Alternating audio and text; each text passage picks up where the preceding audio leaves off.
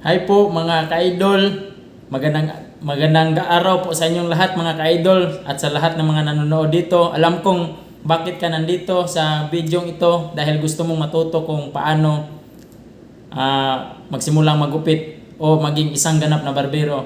Guys, para sa mga baguhan guys, kailangan nyo to guys para matuto kayo sa lahat ng mga technique guys. Huwag kayong mag-alala guys.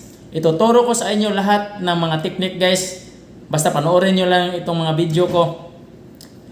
Huwag kayong mag-alala, hindi ko kayo pababayaan guys. Ituturo ko sa inyo lahat guys, step by step guys, kung paano ba magsimulang magupit at paano tapusin yung mga nasimulan yung gupit. Guys, para sa gustong matuto guys, huwag kang mag-alala. Mamamaster din nyo lahat ng mga technique guys. Kaya tara, simulan natin guys. Let's go!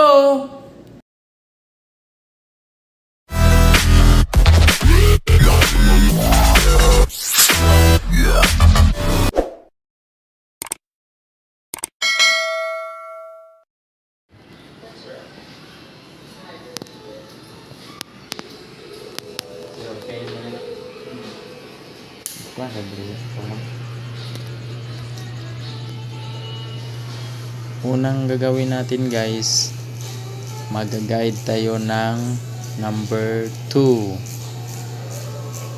Then hagod lang. Then nakapatong yung kamay mo sa may ulo niya guys para ma-monitor mo yung kanyang hairstyle.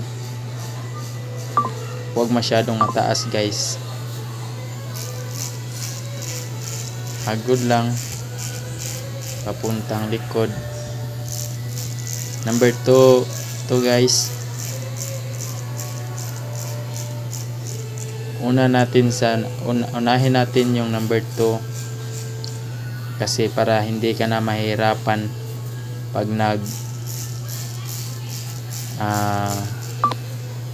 fade number 1 ka na. Tapos dito sa kabila na naman, itong hairstyle niya guys,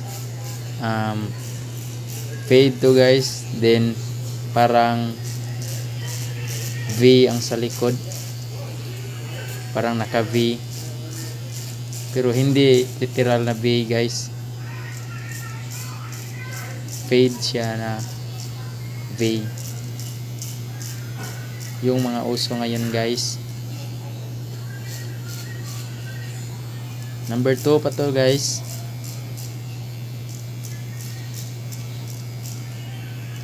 Hagod mo lang. Tapos guys, ayusin natin yung paghagod natin guys para wala yung maiwan na mga matataas pa na mga buhok, para malinis talaga guys.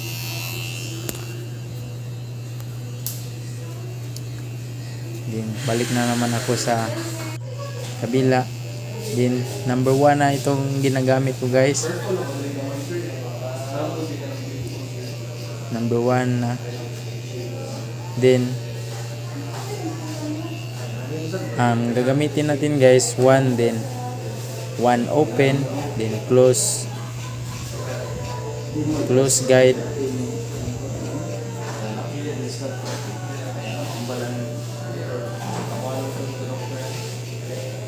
Close guide to guys.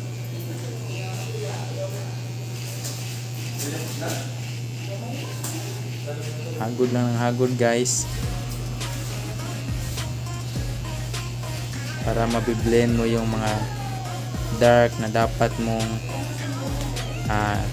i-blend para malinis talaga siya guys. Tapos dito guys, ang ginagawa ko, nag-direct to 0 na ako guys. Sa akin kasi guys, dire-diretso yung trabaho ko guys. Hindi na ako minsan na akong mag-guide yung parang guhit na parang pa-round sa ulo guys. Ako ditso na guys. Pero nasa sa inyo rin Yun guys, kung gusto mo yung mga guide na mga guhit para kung beginners pa kayo guys, bago pa kayo dito guys, i-recommend ko yung guhit talaga guys, para malaman nyo kung anong level yung fade na ginagawa nyo.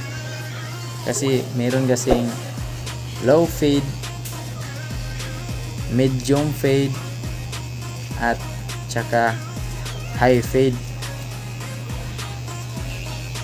So kaya advice ko guys, pag bago pa lang kayo natuto, dapat yung mga nakalayan talaga sa gilid, sa likod, hanggang sa magkabila, para talaga malinis yung pagka-fade nyo. Pero sa akin kasi guys, iba na yung ginagawa ko, diretso na lang guys.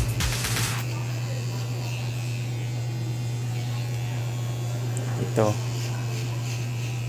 1 to guys, 1 open, close guide. Kita nyo guys, parang V, parang V na yung sa likod nya, pero hindi pa yan tapos guys. Yan talaga ang gusto ng customer guys, yung fade tapos parang V yung sa likod.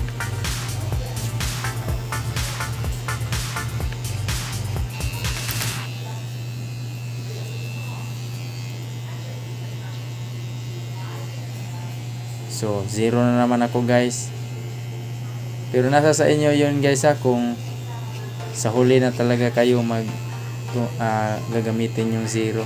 Sa akin kasi guys, dito guys, parang dinidiretso ko na yung kabila, ginamitan ko 2, then 1, then 1 open, then close guide, tapos 0 po agad. Pero kaya madaling natapos yung sa kabila. Dito din guys, ganun din ang ginagamit ko guys, ang ginagawa ko. Kita nyo naman guys, madali lang. Hindi na ako nagpaikot-ikot ng paikot-ikot dyan.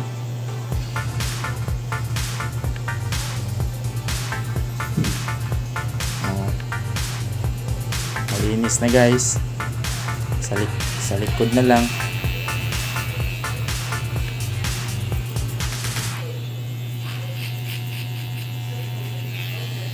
Tapos unahin natin talaga guys, linisin ang sa gilid. Pagkatapos malinis sa gilid, para diretso yung ginagawa mo. Pagkatapos mo sa gilid, doon mo na ayusin yung sa taas.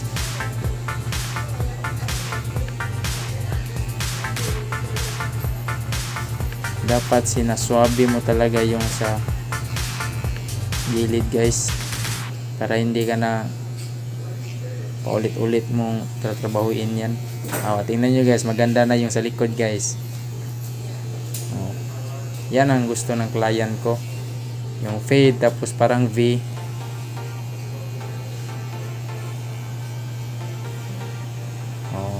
Maganda na yan guys. Yan guys, nililinis ko na lang yan guys.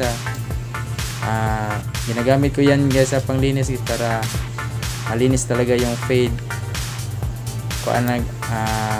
Half 0.5 guys, yung walang guide na, tapos naka open blade siya. Tapos dito naman tayo sa taas. Kailangan guys meron kayong mga pang-ipit guys, yung clip, para hindi kayo mahirapan sa style guys.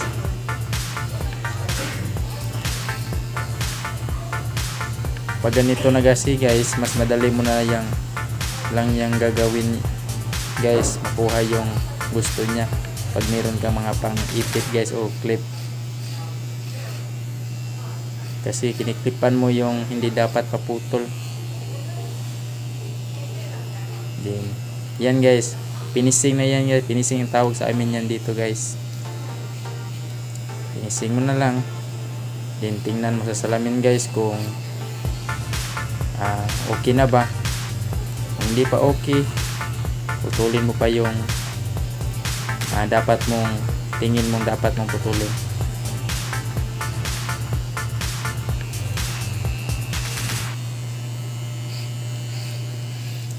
Dapat din guys malinis yan guys, din naka-label guys naayon sa gusto niya guys.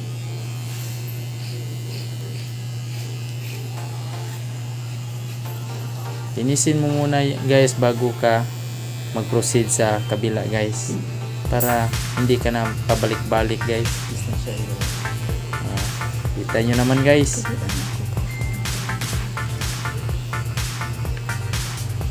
Din susuklayin nyo talaga yan guys, up and down yung paggamit ng suklay guys, para yung pa-down guys, para makita nyo kung ano pang dapat, kung kailangan pa bang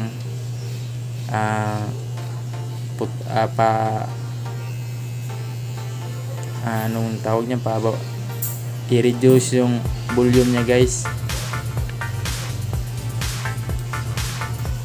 Dito guys, dito na ako sa kabila guys, kasi tapos na ako sa kabilang banda guys. Dito na rin ako. Ito guys, nakasiparate yung style niya guys, yung papuntang right side yung hairstyle niya. Tawag dyan guys, one side apart. Kaya kailangan mo talagang gamitan ng clip para hindi ka mahirapan, kasi mahirap to guys pag wala kang clip, kasi pag naputol yan sa baba, sa taas guys, hindi na siya maganda tingnan guys.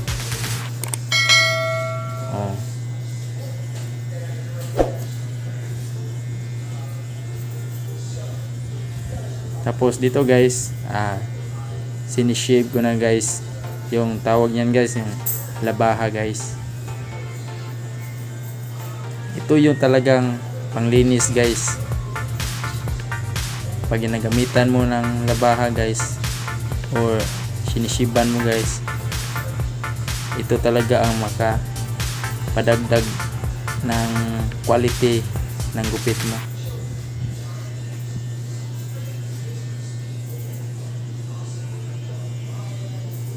Ito talaga big points to guys sa mga any kind of hairstyle guys, kasi ito ang nagpapaganda sa gupit, yung labaha.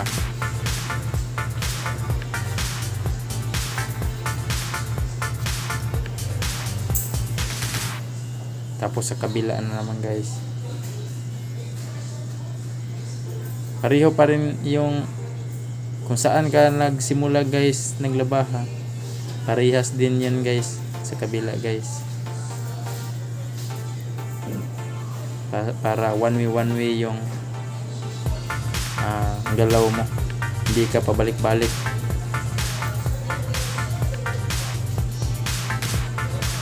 Dapat talaga step by step guys, para ang iba kasi guys, iba-iba yung ginagawa nila, kaya matagal sila matapos guys.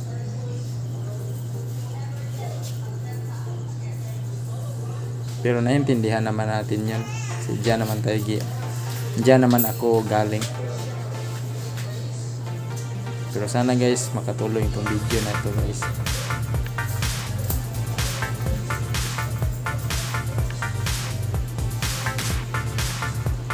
Huwag kayong mag-alala guys pag may mga parang kanto-kanto guys, kasi gagabitan ko pa yan ng shaver guys, yung 00 talaga, parang shave na rin.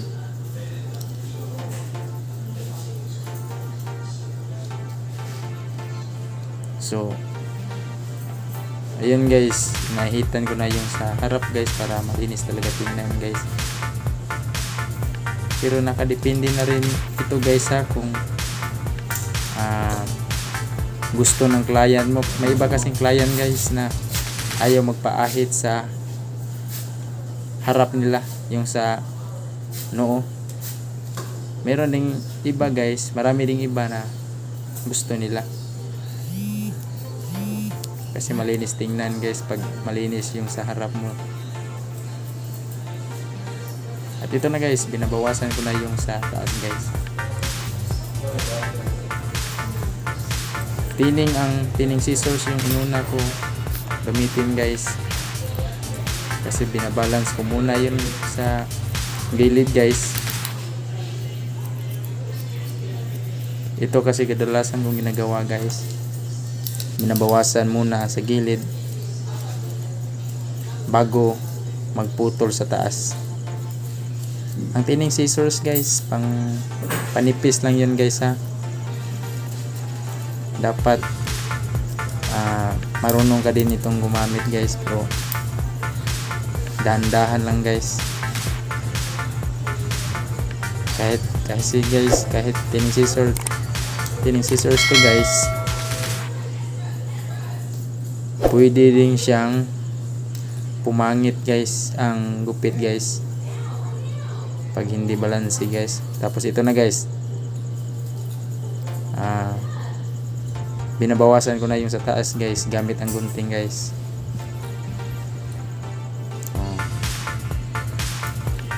Para maganda na siya tingnan guys. Hindi pa yan tapos guys pero tingnan nyo, parang kita na yung quality guys. Mas maganda talaga guys pag ginanyan guys, kasi nalalaman mo kung saang banda ang dapat bawasan guys. Huwag palaging supply guys ng dapat kinakamay mo para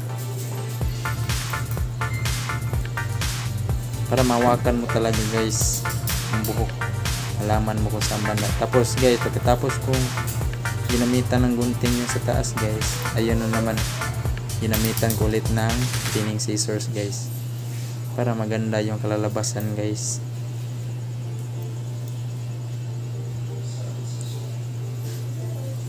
Ang tining scissors guys, isa kasi yan sa nagpapaganda ng buhok guys, kasi pag naka-flat yung buhok mo, gaganda siya kasi pag ginamitan mo ng tining scissors, may volume na siya. Yung volume guys, parang hindi na siya magpa-flat guys. So ito na guys.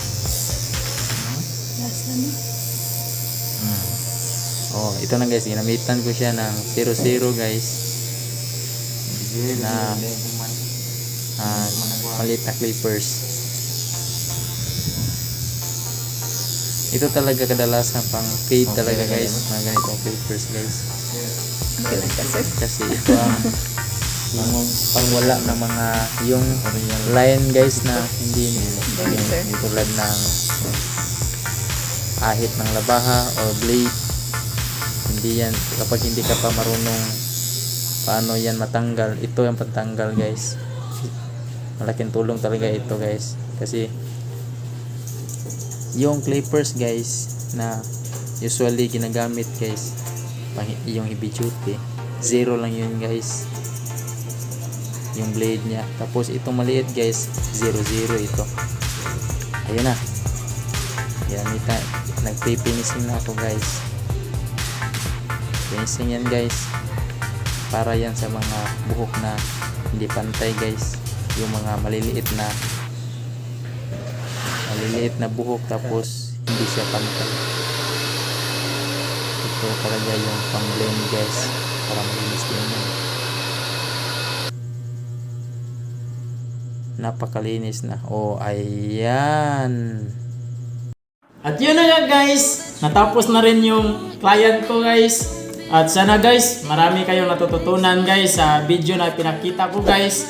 At sana din po guys, subscribe nyo yung channel ko guys. At paki-follow na rin yung Facebook ko guys, Isagani Barbers Vlog.